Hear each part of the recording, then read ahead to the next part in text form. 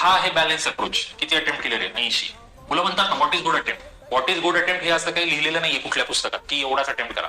पेपरनुसार attempt बदलतात. खूप अवघड पेपर असेल तर 60-62 पण खूप चांगला अटेम्प्ट असतो, आणि सोपा पेपर असेल तर 80-85 अटेम्प्ट पर्यंत जायला पाहिजे. माझ्या मते तरी 70 ते 80चा अटेम्प्ट हा चांगला अटेम्प्ट असतो.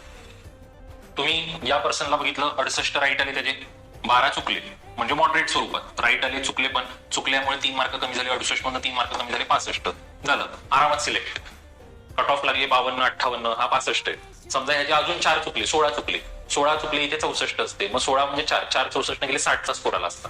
म्हणजे या पद्धतीचा व्यक्ती जर आपल्याकडे असेल, पर्सन बी, तर त्याचे सिलेक्शनचे चान्स जास्त असतात. म्हणजे तो काय जास्त पण तुक्के मारत नाहीये, जास्त पण रिस्क घेत नाहीये, आणि एकदम लपून पण नाही बसत की अटेम्प्टच एवढा कमी करून येतो की कट ऑफ 53 नाही, अटेम्प्टच 52 करून आलाय. म्हणजे आन्सर की यायच्या आधी, रिझल्ट यायच्या आधीच हे लोक फेल आहेत. म्हणजे एवढा पण कमी अटेम्प्ट नका करू की तुम्ही स्वतःला काही चान्सेस देणार नाही. तर अटेम्प्ट असा बॅलन्स असावा. बॅलन्स जर तुम्ही असाल तर तुम्हाला पोस्ट मिळणार.